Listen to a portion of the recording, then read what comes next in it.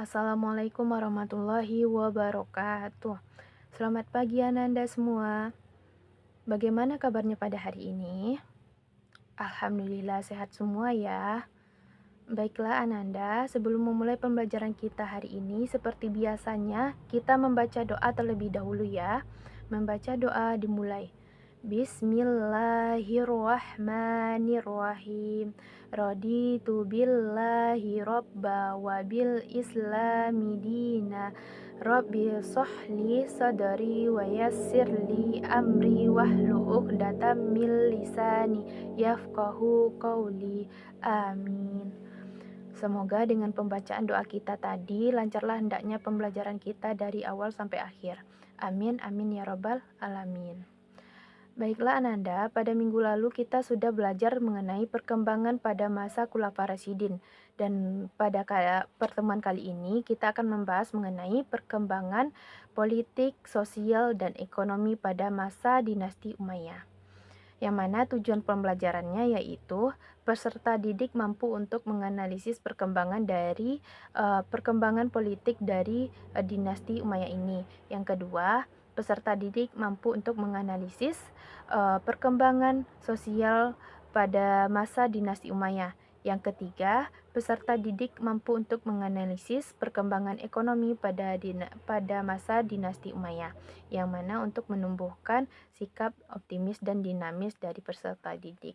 Baiklah Ananda, kita bahas dulu mengenai dinasti Umayyah ini, yang mana dinasti Umayyah berdiri setelah kekhalifahan Khulafaur Rasyidin yang berdiri pada tahun 661 sampai 750 Masehi, yang mana pendirinya yaitu Muawiyah bin Abu Sufyan bin Harb bin Abdul Manaf, yang mana beliau merupakan khalifah pertama dari dinasti Umayyah ini, yang mana dinasti Umayyah itu merupakan ibu kotanya yaitu Damaskus. Baiklah Ananda, kita bahas dulu mengenai perkembangan politik pada masa pemerintahan Muawiyah bin Abi Sufyan, yang mana perkembangan terjadi pada masa pemerintahannya yaitu yang pertama, pada masa pemerintahannya beliau dapat memindahkan ibu kota negara dari Madinah ke Damaskus, yang mana daerah tersebut pernah ia tempati untuk menjabat sebagai gubernur, dan pada masa Khalifah Ali dan Utsman. Dan kedua yaitu merubah sistem pemerintahan yang bersifat demokrasi menjadi monarki atau turun-temurun. Yang ketiga, dinasti ini membagi wilayah kekuasaan kepada 5 front kekuatan politik. Yang pertama yaitu Jazirah Arab, Mesir, Irak, Asia, dan Afrika.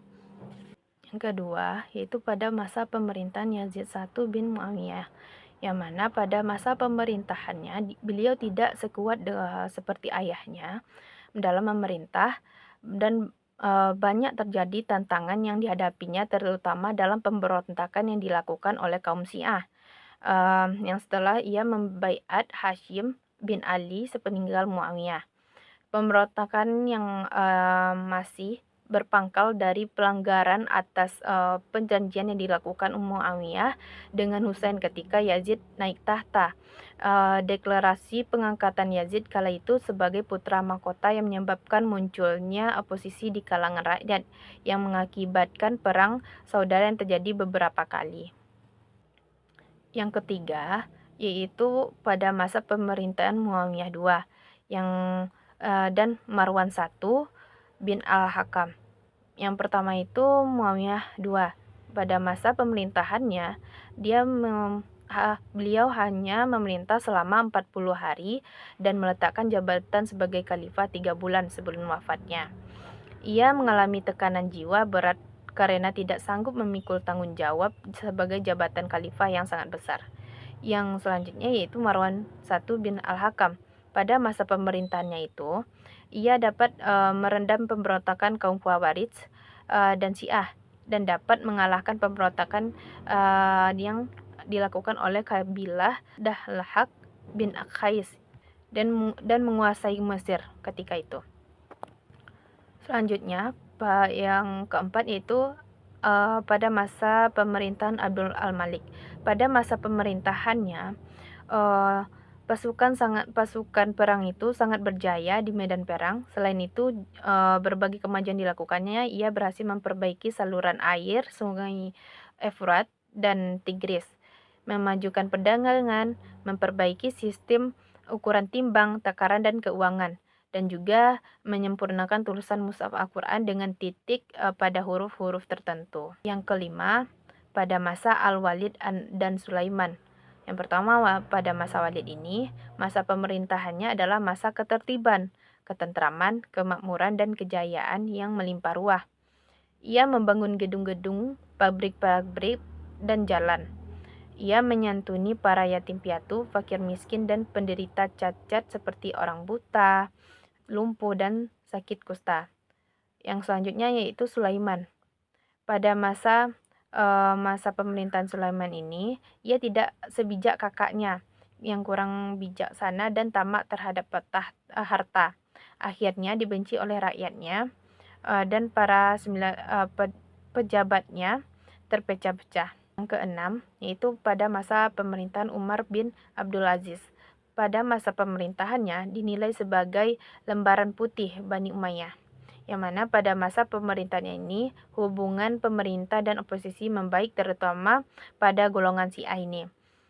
Ia juga memberi kebebasan kepada penganut agama lain untuk beribadah sesuai dengan kepercayaannya, pajak diperingankan, dan kedudukannya Mawadi disejajarkan dengan muslimin Arab.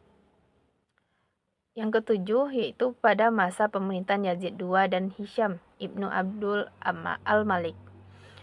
Yang pertama itu Yazid II. Pada masa pemerintahannya, beliau merupakan seorang penguasa yang terlalu gandrung terhadap kemewahan dan kurang memperhatikan kesejahteraan dari rakyatnya, sehingga masyarakat yang sebelumnya hidup rukun, damai, tentram menjadi kacau balau. Dan selanjutnya pada masa pemerintahan Hisham. Pada masa pemerintahannya, Hisham ini sebenarnya khalifah yang kuat dan terampil, tercatat yang memerintah dalam waktu 20 tahun yang dengan kurun waktu yang lama. Akan tetapi karena gerakan oposisi yang terlalu kuat, yakni kekuatan yang berasal dari Bani Hashim yang didukung oleh golongan Mawali, menjadi ancaman yang serius pada masa pemerintahannya tersebut. Selanjutnya ke-8 yaitu masa pemerintahan Al-Walid, Walid II, Yazid III, dan Ibrahim dan Marwan. Yang mana khalifah-khalifah tersebut bukan hanya lemah, tetapi juga bermoral buruk. Hal tersebut makin memperkuat golongan oposisi yang akhirnya pada tahun 750 Masehi, Daulah Umayyah ini digulingkan oleh Daulah Abbasiyah atau Bani Umayyah Abbasiyah, yang mana Marwan bin Muhammad sebagai khalifah terakhir yang melarikan diri ke Mesir, yang ditangkap dan dibunuh di sana oleh pasukan Bani Abbasiyah ini. Adapun prestasi politik yang dicapai secara umum, yang pertama pada dinasti Umayyah ini, yang pertama yaitu membentuk institusi politik, misalnya dibentuknya undang-undang pemerintahan, Dewan Menteri, lembaga sekretariat negara, selanjutnya jawatan pos dan giro, serta penasihat-penasihat khusus di bidang politik. Yang kedua yaitu pada masanya disusun tata pemerintahan yang baru dan administrasi kenegaraan yang semakin kompleks. Baiklah, selanjutnya kita akan membahas mengenai perkembangan sosial pada masa dinasti Umayyah ini.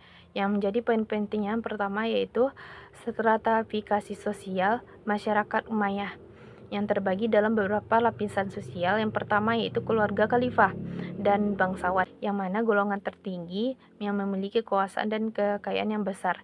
Yang kedua, ulama dan cendekiawan, yang mana pada masa ulama dan cendekiawan ini mendapat posisi yang terhormat karena peran mereka yang dalam ilmu pengetahuan dan agama.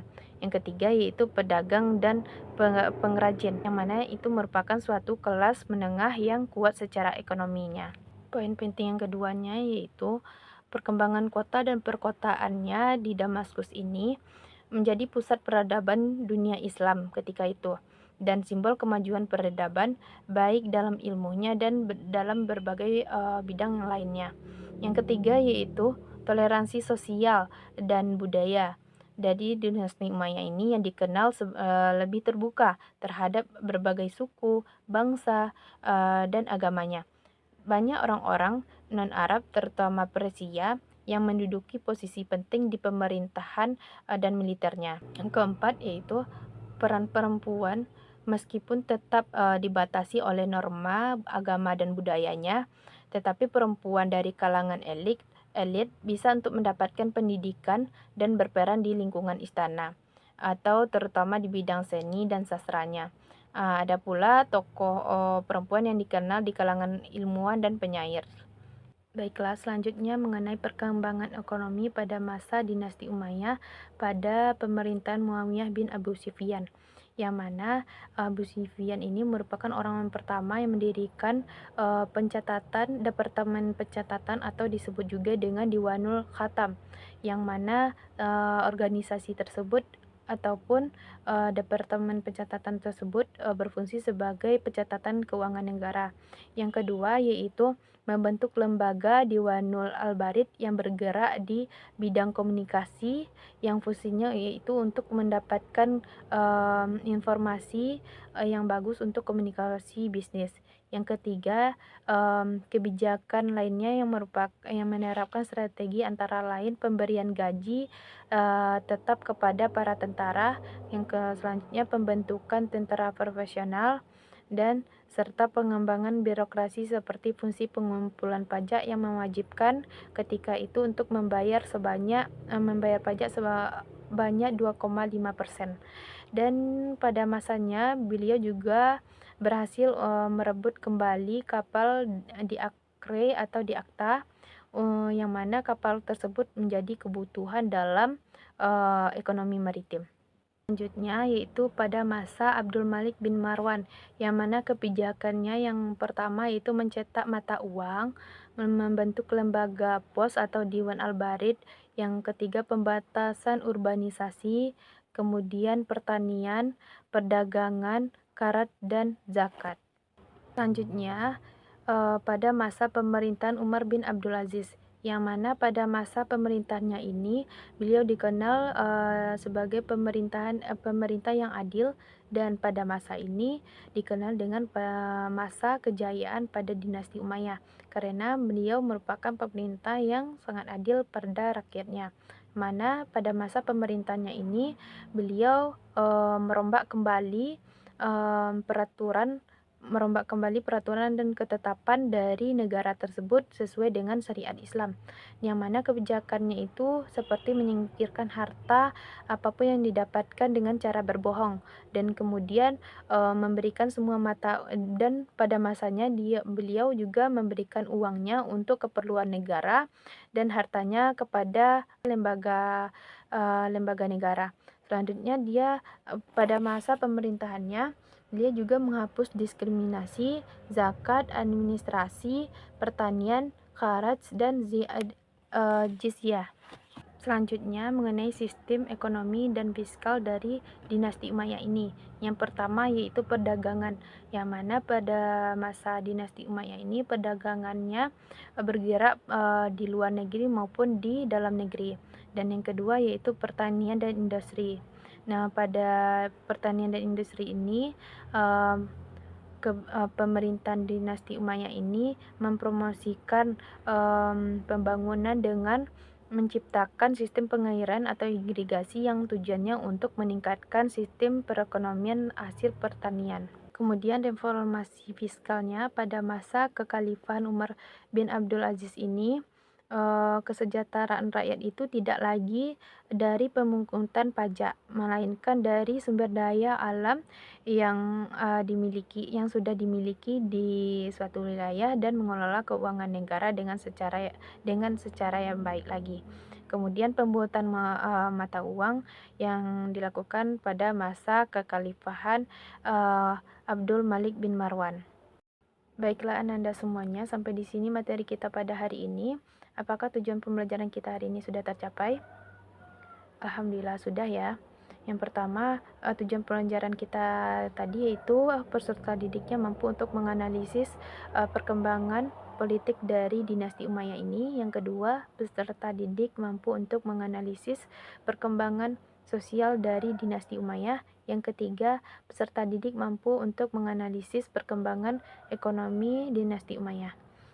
Jadi karena semua tujuan pembelajaran kita sudah tercapai, kita cukupkan pembelajaran kita hari ini dengan mengucapkan hamdalah. Alhamdulillahirabbil alamin. Ibu akhiri, Assalamualaikum warahmatullahi wabarakatuh.